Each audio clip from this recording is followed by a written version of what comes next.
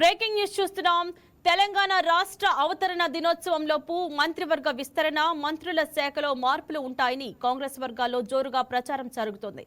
వీలైతే ఒకరిద్దరు మంత్రులను సైతం తొలగించి ఆ స్థానాల్లో కొత్త వారిని తీసుకునే ఛాన్స్ ఉందని టాక్.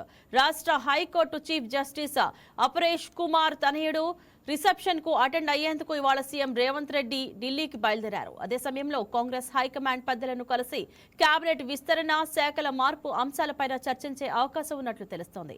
అధిష్టానం గ్రీన్ సిగ్నల్ ఇస్తే జూన్ 2లోపు కొత్త మంత్రులు కేబినెట్ లోకి వస్తారని, లేకపోతే కొంత ఆలస్యం అవుతుందని కాంగ్రెస్ వర్గాలు అంచనా వేస్తున్నాయి.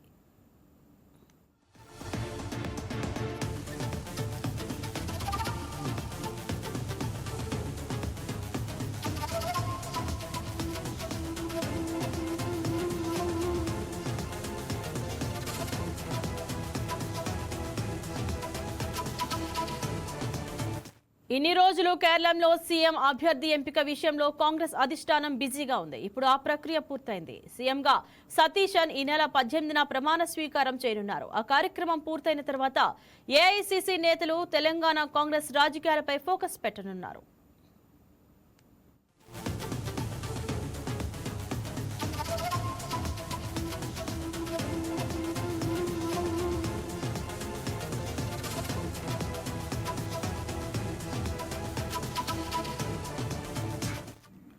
ప్రస్తుతం మంత్రివర్గంలో 2 ఖాళీలు ఉన్నాయి. వాటిని ఒకేసారి భర్తీ చేయడమా, లేకపోతే ఒక స్థానాన్ని ఇప్పుడు భర్తీ చేసి సమయం సందర్భం చూసుకొని మరొకటి భర్తీ చేయడమా అనే కోణంలో కాంగ్రెస్ పెద్దలు ఆలోచిస్తున్నారు.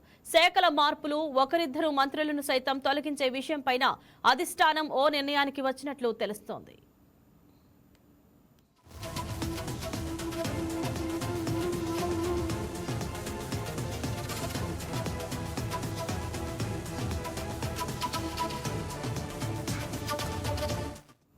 కేబినెట్ విస్తరణ కంటే ముందు ఒకరిద్దరు మంత్రులతో రాజీనామా చేయించాలని అధిష్టానం భావిస్తున్నట్లు తెలిసింది. సదరు మంత్రుల పనితీరు సరిగ్గా లేకపోవడం, అవినీతి ఆరోపణలు రావడం కారణాలుగా చెబుతున్నారు. కేబినెట్ నుంచి తప్పించిన మంత్రుల స్థానంలో అదే సామాజిక వర్గానికి చెందిన నేతలను మంత్రులుగా ఎంపిక చేయనున్నట్లు సమాచారం. మంత్రుల శాఖలను సైతం మార్చే అవకాశం ఉన్నట్లు ఏఐసీసీకి సన్నిహితంగా ఉండే నేతలు చెబుతున్నారు.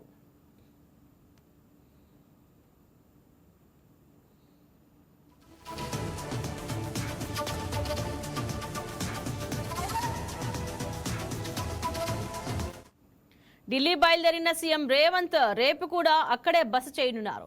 ఏఐసీసీ నేతలతో రేపు సమావేశం కానున్నారు. ఈ సమావేశంలోనే కేబినెట్ విస్తరణ, మంత్రుల తొలగింపు, శాఖల మార్పులపై అధిష్టానంతో చర్చించనున్నారు.